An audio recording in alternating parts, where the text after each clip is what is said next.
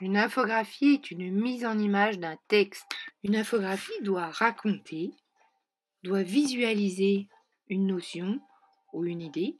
Elle doit simplifier et elle doit être facile à partager. Avant de commencer, il s'agit de lister tous les points que l'on veut aborder. Il faut également choisir les bons visuels qui permettront d'illustrer les propos. Il faut surtout mettre peu de texte et bien avoir des visuels forts. Nous allons utiliser une application en ligne qui s'appelle Easel.ly. Je le mets dans le moteur de recherche et je lance ma recherche. Le premier lien est le bon. On arrive sur la page d'accueil de cette application en ligne. Il s'agit maintenant de se connecter avec l'identifiant que je vous ai donné en classe. Bon, pour ce tutoriel, j'utilise mon adresse email, Gmail. Dans mon espace, j'ai tout d'abord mes visuels que j'ai déjà réalisés et puis j'ai des visuels publics que je peux utiliser avec des fonds qui sont déjà préparés, pré-remplis, ce qui permet juste ensuite de modifier les textes. Pour commencer, nous allons prendre un visuel vierge. Easel.ly propose un guide, mais on va tout supprimer pour avoir un espace complètement vierge. Une toile. Voilà. Donc, on peut changer l'arrière-plan. Je vais par exemple choisir celui-là. Ici, vous avez des outils de dessin, des outils de flèches, de bulles que vous pouvez ajouter, un outil texte et on a une liste également d'objets classés par catégorie. C'est ça qui nous permettra justement d'illustrer les différentes principales idées que nous voulons mettre en avant. On va premièrement sélectionner un texte pour mettre un titre. J'appuie sur texte, puis avec le clic gauche de ma souris que je maintiens appuyé, je glisse title, je fais double clic et là je vais pouvoir mettre le titre de mon infographie que je veux réaliser. Bon, là on va mettre l'essai. On peut changer la taille de la police, on peut changer la couleur de la police. Par exemple, ici, je voudrais qu'elle soit sur une seule ligne. Donc, je prends le petit icône là et je tire. Je peux bouger mon titre comme j'en ai envie. Imaginons que je veuille faire une infographie sur ma classe. Je vais sélectionner différents objets. Donc, par exemple, on va aller dans le chapitre éducation. Là, on a des tas de petits icônes disponibles. Donc, il y en a qu'on peut aussi acheter, mais voilà. Donc, on va par exemple prendre les petites filles et les garçons à l'école. Voilà. Chaque objet, je peux le grossir. Je peux changer la couleur. Voilà.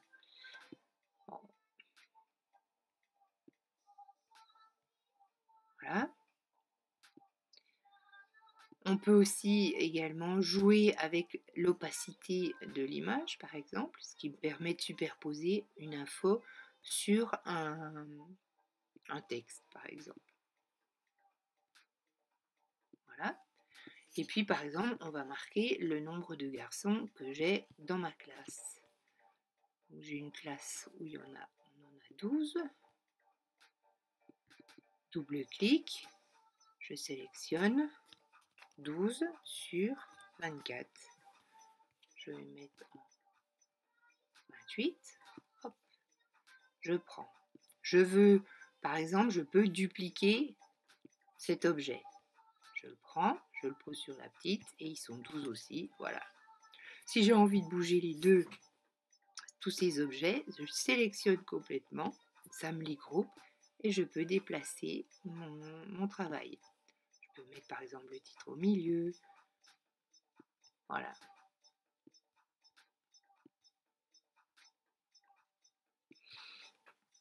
Je décide ensuite, par exemple, de mettre leur goût. Donc, je vais mettre, par exemple, sur la nourriture. Qu'est-ce qu'ils aiment en nourriture? après une petite enquête réalisée en classe, imaginons ils aiment beaucoup les frites.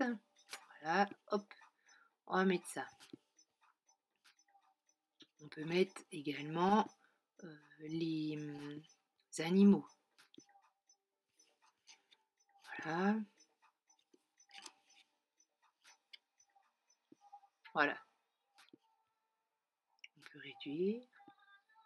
Hop.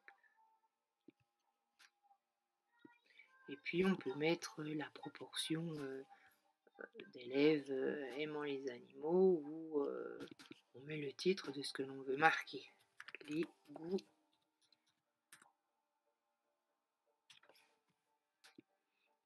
Je peux vouloir par exemple mettre les sports. Donc, je reprends, double-clic, les sports pratiqués. Et je vais chercher dans les objets la catégorie sport. On peut ensuite sélectionner les différents sports que les enfants font. Voilà.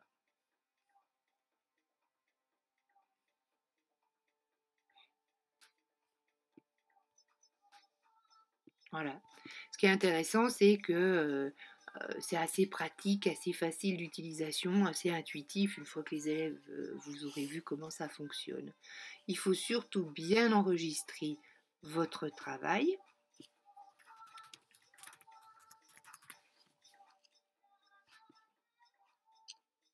Profil, classe. Voilà, j'enregistre. Et je peux récupérer cette infographie soit en format image, soit sous forme du PDF. Il faut à ce moment-là que j'aille ici et que je sélectionne ce que je veux. Par exemple, là, je veux le récupérer en PDF. Il me le transforme et me l'enregistre dans l'ordinateur. Voilà. Bon travail.